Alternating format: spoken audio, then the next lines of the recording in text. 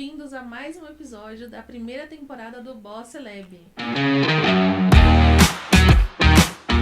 E hoje, a minha celebridade convidada é o planejador financeiro, líder de uma enorme equipe, André Vasconcelos. Seja bem-vindo. Obrigado, Bia. Obrigado mesmo, prazer estar aqui e poder compartilhar um pouco aí, né, do nosso conhecimento com vocês. Quero contar tudo pra galera, hein, André? Vamos lá. Queria começar contando sobre a sua história. A gente já conversou, né, anteriormente, e temos algo em comum que é o mundo bancário. Verdade. Queria saber um pouco mais de você, como é que foi entrar nesse mundo do banco, quais foram os bastidores, né? E como que foi a sua saída? Qual que foi o ponto de decisão que você falou, não, agora eu vou empreender com outra coisa? Conta aí pra gente. Bom, eu comecei a minha carreira bancária lá em 2005, né, há muito tempo atrás, com aquele famoso coletinho Posso Ajudar. Então, eu passei por 3 instituições muito grandes aqui no Brasil. Então, fui desde estagiário até um cargo de liderança, né? Então, ao todo foram 16 anos de percurso dentro de bancos. E nos últimos 4 anos, de fato, eu saí dessa vida bancária e fui para a atuação de mercado securitário e planejamento financeiro. Mas a área bancária me ensinou muita coisa, né? Querendo ou não, foi uma vida lá, né? 16 anos. Literalmente uma vida. Então lá eu tive uma carreira brilhante, tive os meus reconhecimentos, mas em um determinado momento aquilo não fazia mais parte do propósito que eu tinha para mim, para minha vida ou para minha vida profissional. E aí foi que veio a decisão de fazer uma transição de carreira aos 35 anos. Olha, tem que ter coragem, né? Essa transição eu falo que muita coisa poderia pesar contra e eu coloquei para pesar a favor, né? Então o ano era 2020, a gente estava no meio de uma pandemia, o meu filho tinha 10 meses, eu tinha acabado de comprar uma casa nova no interior, uma cidade nova, eu tinha acabado, né, de assumir um novo cargo lá dentro de liderança e eu deixei isso tudo para trás e falei, bom, agora é comigo, então eu não posso dar errado, eu não tenho um plano B. É fazer o plano A dar certo, É né? fazer o plano A dar certo. Então, O JJ diz muito isso, né? Que não adianta, nem faça o plano B. O plano A tem que dar certo. exatamente. E não é do dia pra noite, né, que a gente toma essa decisão. Ela Sim. é embasada, é pensado muito antes por conta da nossa família. Você é o provedor da sua casa. Você começou a sentir um incômodo de que você não cabia mais ali naquele cargo, naquela função de CLT?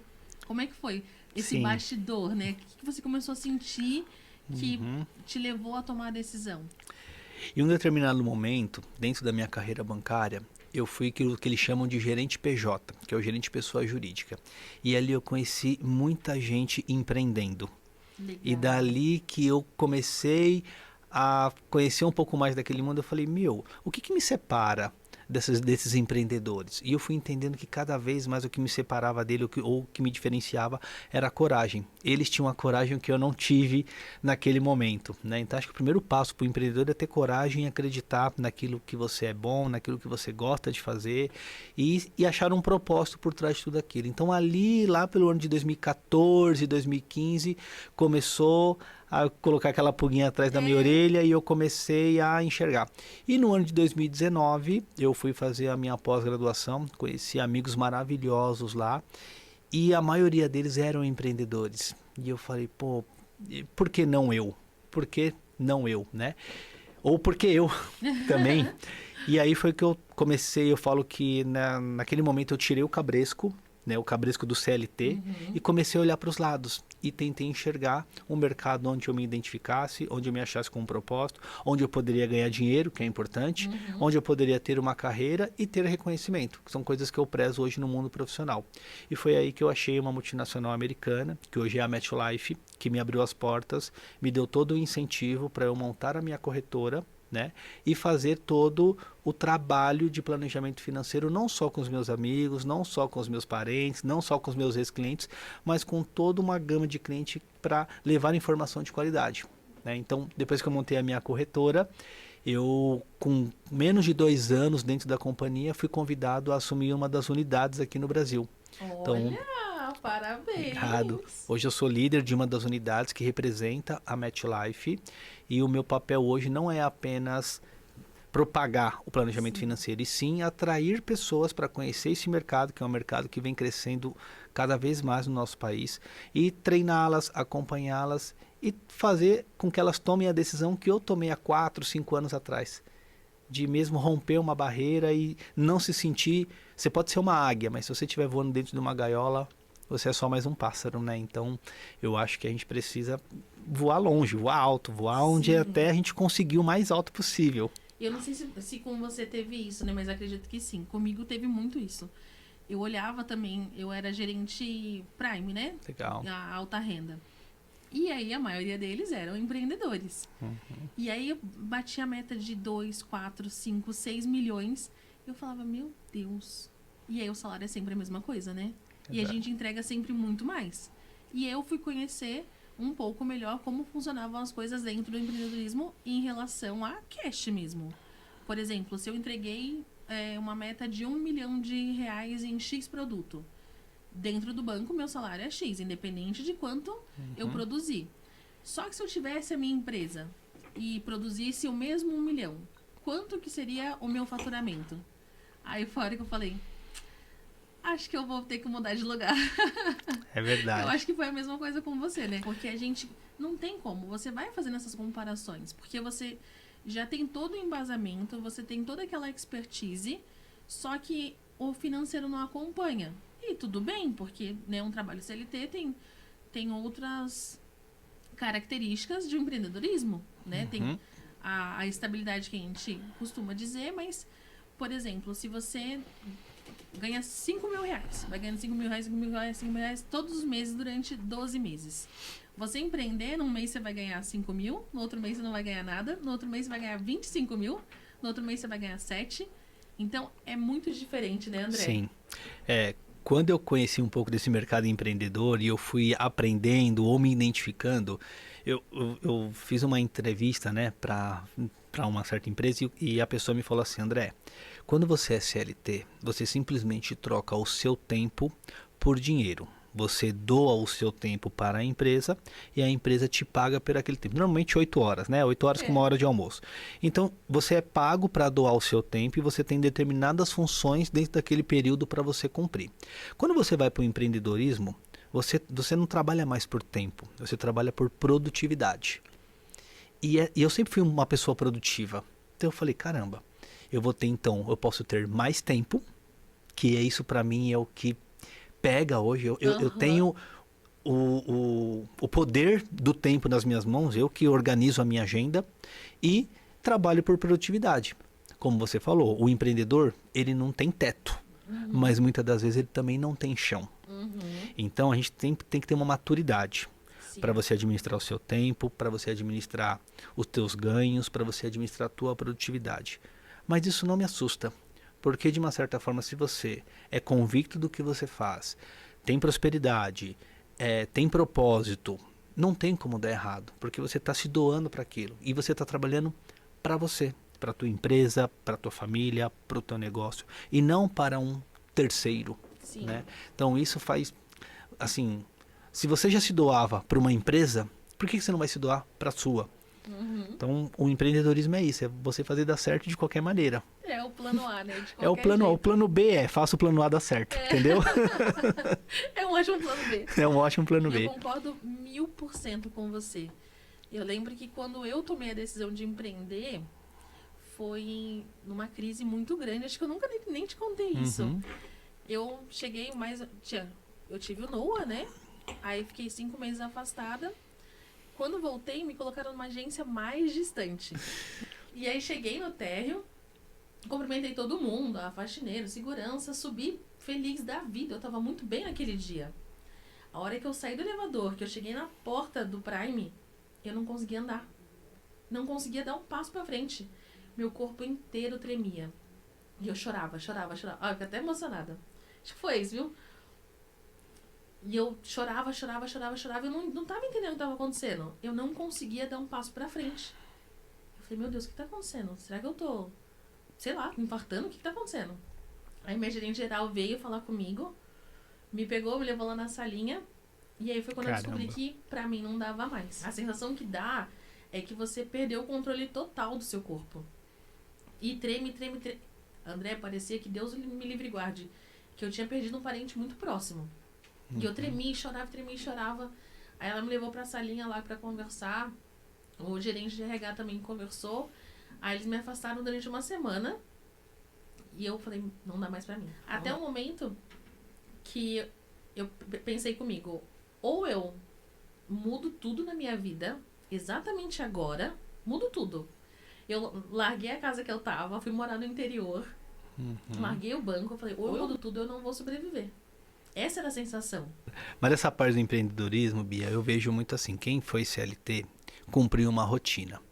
E no empreendedorismo, você precisa de uma rotina também. A rotina é super importante para qualquer tipo de negócio, porque sem rotina, você não tem disciplina, você acaba se perdendo, né?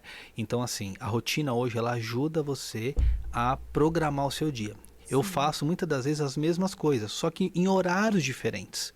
Mas eu programo para todo dia eu ter minha rotina. Então, tem dia que eu vou para o escritório, tem dia que eu vou para clientes, tem dia que eu faço home office, tem dia que eu estou prospectando candidato, tem dia que eu estou prospectando cliente. Então, dentro daquela semana, eu programo já a semana, uma semana antes, ó, aquela semana a minha rotina vai ser essa, com horários diferentes para atividades diferentes.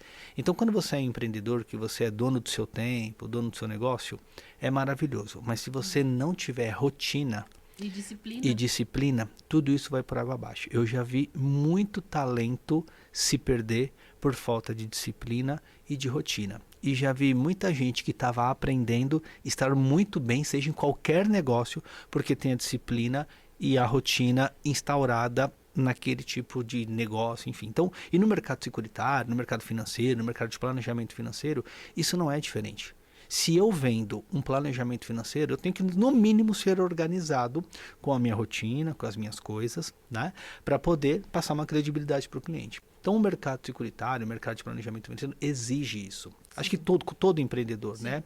E todo empreendedor começa com uma boa disciplina e com uma boa rotina. Porque senão é melhor você ficar onde você está. E deixa eu te perguntar, você acha que você já chegou assim, né? 20-80?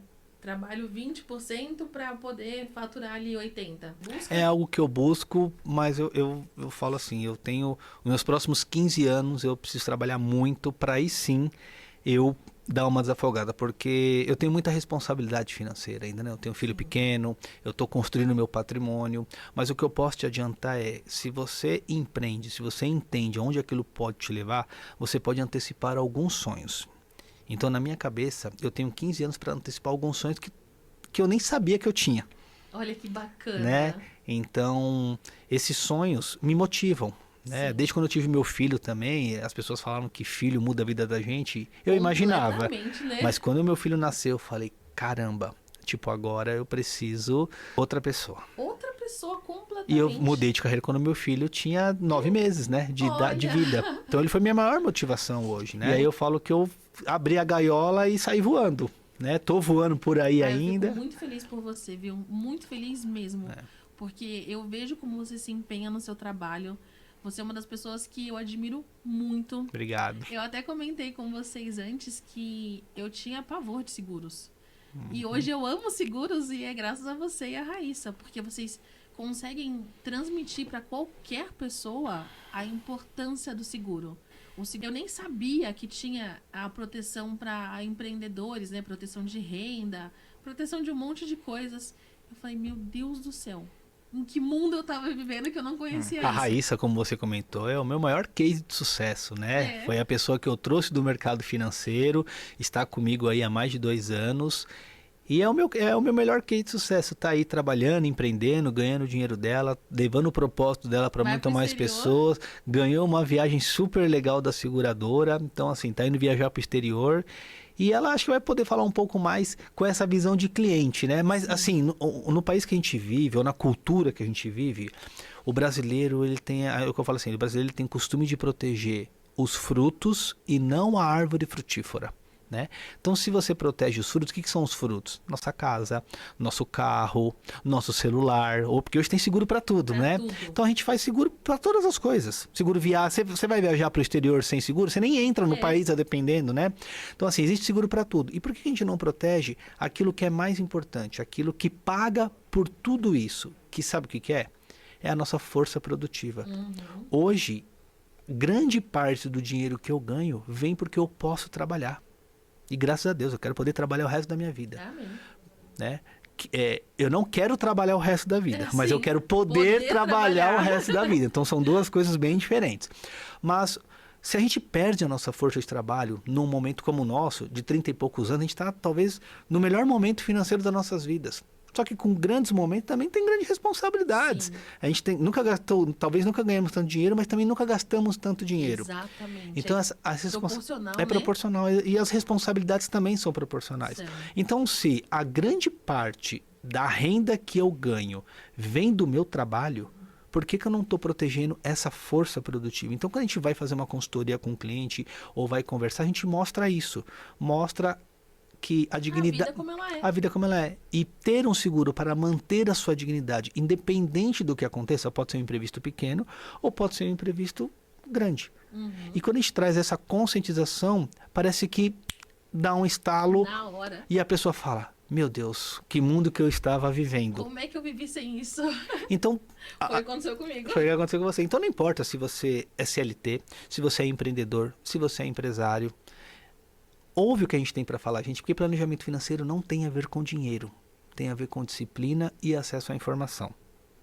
Então, cada vez mais, quanto mais informação a gente puder levar para as pessoas, com a informação ela toma a decisão que ela quiser. Sim. Mas com certeza ela vai ter um viés diferente da percepção de por que eu não pensei nisso antes. Exatamente. E eu achava, antes de conhecer vocês, que o seguro era algo que eu não teria nem como pagar, que era algo muito caro, que era algo que pra mim não era acessível, não ia caber dentro do meu orçamento. E aí eu descobri que não, é muito mais acessível que uma assinatura, por exemplo, Sim. de um streaming, por exemplo. Tem para tudo, Sim. né? Tem para todos os bolsos. Então, desde da mais em conta para mais elaborada. Eu achei o máximo isso. Literalmente todas as pessoas podem se beneficiar de tudo. Eu trabalhei em bancos muito tempo, mas de uma certa forma, o mercado financeiro como um todo, bancos, financeiras, investimentos, banalizaram o seguro de uma certa forma que as pessoas Eu acho que foi daí. estão aversas. Ah, seguro não, tô fora, não quero. Sim. Né? E quando você traz uma informação de qualidade para mostrar que às vezes 1% do que você gera pode pagar pelos outros 99% de segurança, a pessoa fala: caramba, meu, tipo, faz total sentido. Então, ou falo, o nosso papo nunca teve a ver com dinheiro. Uhum. Tem a ver com mostrar para a pessoa que fala: olha, às vezes 1% protege os outros 99%. Então a conversa é de conscientização. E como você bem falou, hoje existem coberturas que você usa em vida. Né? Vou dar um exemplo delas. Fratura óssea. Né? Você pode hoje estar aqui, sair, tropeçar numa escada, torcer o pé, quebrar o pulso. O que isso impactaria na sua atividade? Para um dentista, para um médico, para um tatuador, as mãos dele são super importantes. Se esse cara machuca a mão dele, como é que ele ganha dinheiro naquele período? Estou dando um exemplo de 3 profissões aqui, mas você pode colocar para qualquer coisa. Você trabalha muito com a sua voz. Uhum. Se Deus me livre, acontece alguma coisa que você perca a sua voz, você perdeu a sua capacidade produtiva com aquilo que você trabalha. Exatamente. Talvez você vai ter que se reinventar. Aí eu brinco, quanto tempo demora para você se reinventar? Porque as contas continuam a chegar, né? Escola do seu filho, casa, mercado. Pô, eu fui no mercado esses dias aí, meu Deus do céu, o mercado virou consumação mínima. Você entrou, respirou, deixou R$500. Uhum. Então, adorei consumação mínima. o mercado agora entrou, né? Antigamente a gente saía com sacola, um monte de compra. Hoje você entra com R$500, você sai com 2 sacolas. Então, assim, viver está caro. Uhum. Então, tenha um planejamento para que a sua dignidade financeira esteja preservada. Porque se você trabalhando, ganhando dinheiro, a gente sabe que as coisas não são fáceis. Imagine se você perde essa força produtiva. Você tem que continuar comendo, você tem que continuar pagando a escola do seu filho, você tem que continuar bancando como um pilar financeiro toda a estrutura de uma casa. Então, são esses assuntos que a gente conversa com o cliente e entende qual é a sua necessidade, por quanto tempo, qual é a sua capacidade e para que você precisa. Então são perguntas que a gente leva para o cliente, pergunta para ele. Esse é o diferencial de um planejador financeiro e de alguém que realmente trabalha com o mercado securitário. O que é importante para você? Porque o que é importante para mim pode não ser importante para você, Bia. A gente pode ter o mesmo produto, mas com características diferentes, com valores diferentes, porque a gente pode ter a mesma idade, morar no mesmo lugar, mas a gente tem necessidades diferentes. Nenhum ser humano ou nenhum plano que a gente desenha é igual ao outro. Então hoje, o seguro desenhado, ele é diferente para cada um. E é isso que é o nosso diferencial. Eu acho maravilhoso, porque é exatamente isso, é você olhar para a pessoa como uma pessoa, não como um número. Fiquei muito animada quando eu soube que você também é DJ. Sim, eu tive uma... Me conta dessa história um pouquinho aqui. Eu tive uma aventura de DJ, ainda sou, né? Começou como um hobby, depois eu ganhei dinheiro também com isso. Acho que foi a minha... bom é assim. Foi a minha primeira experiência de empreendedor, né? Eu trabalhava ainda no mercado financeiro, em bancos, e na noite fui DJ por muito tempo ali, né? Desde 2014 até antes da pandemia, toquei em bastante casa noturna aqui em São Paulo. É mesmo? Fiz algumas baladas, alguns rooftops por aqui, né? Tava na moda o rooftop. E aí veio a pandemia, veio o meu filho, eu tenho ainda as minhas coisas, o gosto musical não mudou, né? É no coração, né? É no coração, tenho lá as minhas picapes, brinco no fim de semana, mas hoje o meu coração tá no que eu faço aqui de melhor, que é ser planejamento financeiro, mas sempre comemorando com boas festas também, né? Bom que você já economiza com o DJ. Sempre bom. Na minha equipe lá, a gente fala, bateu a meta, é churrasco com música, e música boa, né? Eu entendi que o mercado financeiro é o mercado que é capaz de transformar vidas. Como a gente falou sobre antecipar planos e sonhos. Você consegue listar para mim 3 mercados hoje que conseguem antecipar os seus sonhos? Eu não consigo, mas o seguro é um deles. Verdade. O mercado securitário, ele está dentro do mercado financeiro. Vamos colocar, é um tripé, né? Mercado financeiro, mercado securitário e o mercado de ações, enfim, investimentos, outras coisas, né? Então, o mercado securitário é um mercado que vem crescendo mais de 2 dígitos nas últimas décadas. Caramba. Então, é um mercado extremamente... eu falo que é o oceano azul, né? A gente tem, no Brasil, são mais de 240 milhões de habitantes e apenas 14% da população conhece o produto. E conhece através da onde? A maioria de bancos, de empresas e não de uma consultoria especializada.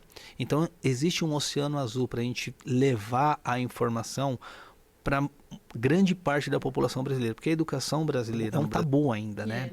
Então, a disciplina, tudo isso vem antes de você guardar dinheiro. Então, eu converso com muito cliente, às vezes, que tem dinheiro, mas não tem disciplina nenhuma, não tem planejamento nenhum. Então não é só ganhar dinheiro. E às vezes por falta de informação mesmo, né? Exatamente. Então, trazendo a oportunidade para esse mercado, para você hoje que está trabalhando, sei lá onde, se você está desmotivado, sem perspectiva, vem bater um papo comigo, vem conhecer um pouco desse mercado segurador, que é um mercado que está crescendo demais aqui no Brasil, Bia, é demais mesmo. E assim, é um mercado que cada vez mais vai estar na mão de poucos. E eu espero ser um desses poucos daqui a alguns anos, né? Porque é um mercado que exige muita resiliência. Sim. Porque quem trabalha na área comercial, o não faz parte, né? O não, para quem trabalha na área comercial, é igual o sangue na mão de um médico ou a graxa na mão de um mecânico. Se você não gosta do não, você está no lugar errado. A gente toma muito não, isso é normal, né? Mas o sim que a gente leva é um sim de proteger uma família, de proteger um legado, de proteger toda uma dignidade financeira de quem está ali sendo seu cliente. Mas, ao mesmo tempo, estamos ganhando dinheiro com isso. Olha que coisa boa. Né? Então, trazendo por esse lado, sem ser a viés cliente e tem o viés do empreendedor, eu acho que é um mercado que mudou minha vida, antecipou alguns sonhos e vem antecipando. E grandes sonhos, né? Grandes sonhos. Pô, hoje eu tenho uma casa legal, um carro legal, meu filho estuda numa boa escola. Olha que bênção. A minha esposa já também é empreendedora com as coisas dela, então deu coragem para ela fazer também toda a parte dela. Minha esposa é publicitária e decoradora. E ela sempre trabalhou para alguém. Ela falou, não, vou trabalhar para mim. Então, de fato, mudou a minha vida. E quando eu trago alguém para trabalhar na minha equipe, eu não julgo se a pessoa é boa ou ruim. Eu acho que todo mundo tem os seus valores. Mas quando eu trago alguém, vamos enxergar qual é a probabilidade de você dar certo nisso aqui. Então, eu tenho muito cuidado com a carreira das pessoas que eu trago. Porque todas que eu trouxe estão aqui até hoje. Algumas um pouco melhor do que as outras, mas tá todo mundo com um sorrisão, ganhando seu dinheiro, fazendo bem, tendo as suas rotinas e em um ambiente que eu acho legal, um ambiente gostoso de trabalhar, um ambiente de troca com pessoas que realmente têm ambição. Maravilha. Então, acho que um ambiente com ambição é muito gostoso, porque você vê a pessoa conquistando, né? E é motivador. Pô, fulano que tá aqui do meu lado tá conquistando, eu também posso. Como que você tá fazendo? Então, essa troca é muito rica. Maravilha. Né? O que você diria para a pessoa que mais desacreditou de você até aqui? Que desacreditou? Eu não sei quem é a pessoa, mas se alguém desacreditou, sinto muito, você falhou. Né? Eu venho dando muito certo. Eu venho dando certo, né? Lógico, a gente tem ali os acidentes de percurso, como qualquer um, todo mundo erra e acerta. Eu espero acertar mais do que errar, né? Aí a gente vai compensando ali. Mas se alguém pensou isso, se alguém desacreditou de mim, não me atingiu, não vi. E sinto muito te dizer, mas tá dando certo. E o que você diria para quem mais acreditou em você até aqui? Minha esposa Adriana, meu filho Fabrício, que além de acreditarem, são a minha maior motivação. Né? É por eles. Se eu acordo cedo, se eu vou dormir tarde, é por eles que eu tô fazendo isso. Manda então, um recadinho pra nossa câmera aí pra eles. Amor, obrigado por todo o incentivo que você me dá, por todo o suporte, né? O Fabrício, que é o meu filho lindão, às vezes eu chego em casa cansado e aquele sorrisão não tem dinheiro que pague, né? Então, é por eles, é por vocês que eu faço isso. Então, muito obrigado por todo o apoio incondicional. Foi a minha esposa é a minha primeira cliente, né? E ela também é a pessoa que mais me incentiva. Quando eu tô desmotivado, ela fala, ei, peraí, cadê o André que eu conheço? Então, a minha esposa e meu filho são a minha maior motivação e acho que as pessoas que mais torcem por mim. Tenho certeza que são.